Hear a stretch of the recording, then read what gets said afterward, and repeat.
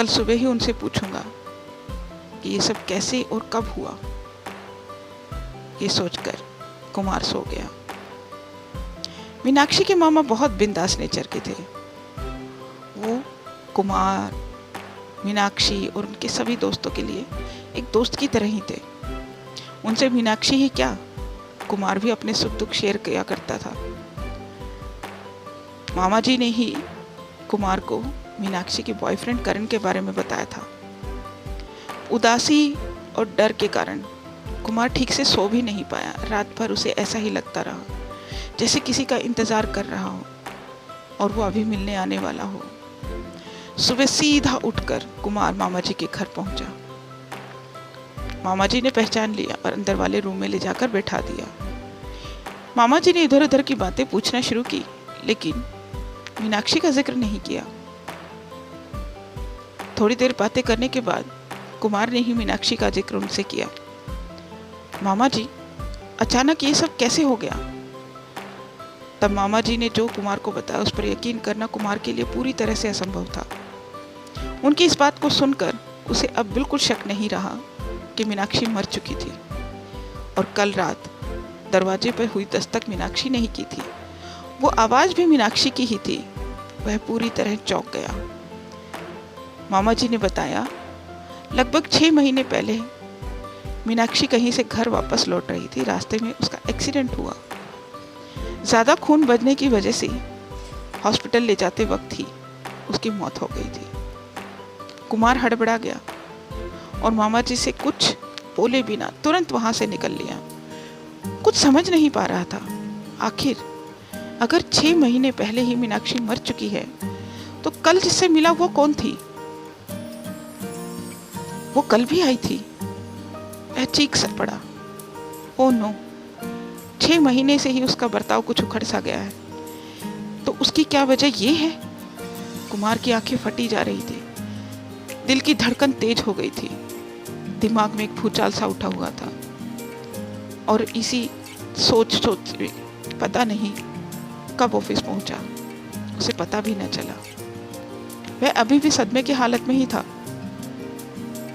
तो एक स्टाफ के मेंबर ने उसे बताया, वर्मा जी का कल एक्सीडेंट हो गया है। व्हाट? अचानक कुमार के मुंह से निकला। कहाँ है अभी वो? स्टाफ मेंबर ने जवाब दिया, अभी तो घर पर है, लेकिन शायद पैर में फ्रैक्चर हो गया है। ये आदमी भी अजीब है, कुछ ना कुछ कांड जरूर करता रहता है। वैसे तो कुमार वर्मा जी को पसंद नहीं करता था, परंतु नैतिकता के नाते उससे मिलना बनता था। इसलिए ऑफिस से लौटते हुए वर्मा जी के घर चला गया। वर्मा जी की पत्नी ने दरवाजा खोला, अंदर आने का इशारा किया जहां वर्मा जी लेटे हुए थे। कुछ सोच रहे थे। कुमार को खुश होकर बोले, आइए आइए कुमार बाबू, हमें पता था आप जरूर मिलने आएंगे। क्या वर्मा जी, कैसे? अरे यार, ऐसे ही। कल जब आपके घर से लौट रहे थे तो सामने गड्ढा था जिसे देख नहीं पाए और उसी में लड़खड़ा कर गिर गए। कमाल है वर्मा जी, कहाँ ध्यान रहता है आपका। तब तक वर्मा जी की वाइफ ने चाय लाकर टेबल पर रख दी थी। वर्मा जी चुपचाप चाय पीने लगे। इतना शांत वर्मा जी को देखकर कुमार को थोड़ा अजीब लगा। क्या हुआ वर्मा जी, आप फिर खो गए? इतना शांत होना आपको शोभा नहीं देता। तभी कुमार की बात अचानक काटकर वर्मा जी बोले, कुमार बाबू, एक बात है, पता नहीं वहम है या मेरा सच है। कल आपके घर से निकलते ही किसी ने तो पीछे से आवाज दी थी और उससे मेरा ध्यान भटक गया। कैसी आवाज? कुमार ने पूछा।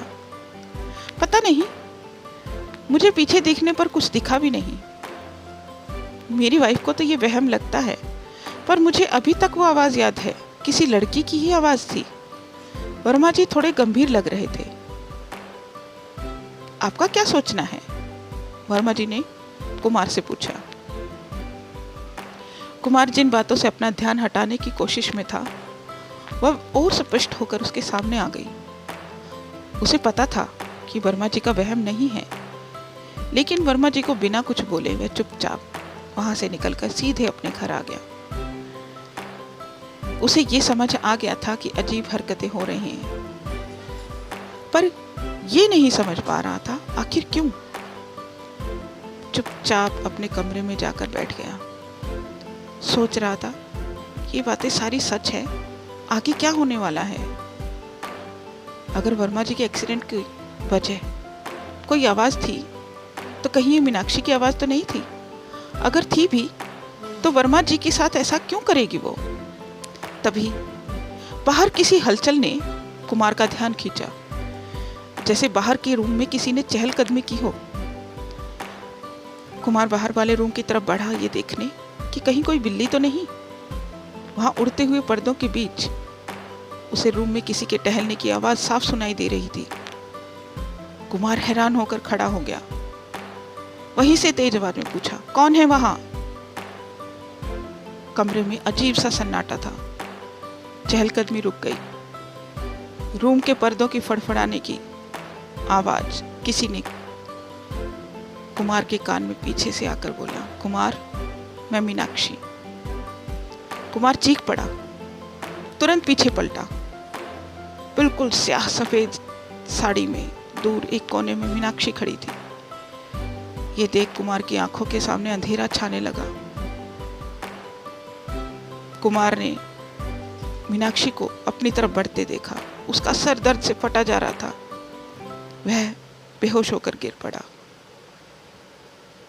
इसे आगे की कहानी सुनने के लिए मेरे चैनल को सब्सक्राइब करें, लाइक करें, कमेंट करें। अगले भाग में इससे आगे की कहानी।